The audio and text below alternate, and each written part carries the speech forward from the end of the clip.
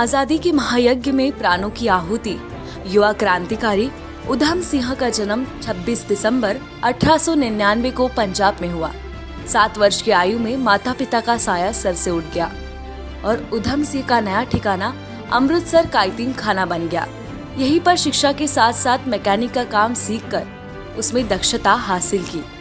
13 अप्रैल 1919 को बैसाखी वाले दिन धार्मिक नगरी अमृतसर के जलियांवाला बाग में एक विशाल जनसभा करने का ऐलान हुआ, जिससे अंग्रेजी हुकूमत बौखला गई और एक विशाल जनसभा को कुचलने के लिए पंजाब के गवर्नर माइकल ओ डायर ने आदेश दिए। जनसभा चल रही थी। नेता मन से अंग्रेजों के अत्याचार की दास्तान देशवासियों को बता रहे थे कि डायर के आदेश पर सैनिकों ने असहाय और निहत्थे भारतीयों पर गोलियों की बौछार कर दी और उनके खून से जलियांवाला बाग की धरती लाल हो गई। यह मंजर देखकर 19 वर्षीय युवा उधम सिंह के मन में अंग्रेजों के प्रति नफरत भर गई और उन्होंने शहीदों की लाशों के बीच खड़े होकर शपथ ली कि इस हत्याकांड के जिम्मेदार जनरल डायर और गवर्नर माइकल ओ डायर को मौत की सजा देने तक चैन से नहीं बैठेंगे। इसके लिए उन्होंने यतीम खाना छोड़ दिया और क्रांतिकारी डॉक्टर किचलू से मिलकर अपनी इच्छा से अवगत करवाया। डॉक्टर किचलू ने उनकी इच्छा का सम्मान करते हुए क्रांतिकारियों से उनकी मुलाकात करवा दी, जिनके सहयोग से 1921 में वह नैरोबी चले गए। वहाँ कुछ महीने काम करने के बाद उधम सिंह वहाँ से रूस पहुँच गए।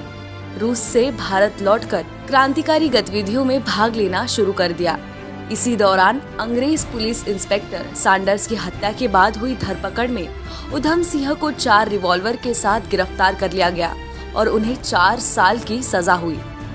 1919 की जलियांवाला बाग की घटना के 21 वर्ष बाद 12 मार्च 1940 को इन्हें समाचार पत्रों से पता चला कि 13 मार्च को रॉयल एक्शन सोसाइटी के सहयोग से काक्सटन हॉल में अफगानिस्तान की चर्चा के लिए होने वाली जनसभा में माइकल ओ डायर भी भाग लेने वाले हैं। तो उन्हें लगने लगा कि उनकी प्रतिज्ञा पूरी होने का समय आ गया है। उधम सिंह ने 13 मार्च को अपने रिवॉल्वर के साथ पूरी तैयारी से काक्सटन हॉल पहुंच गए।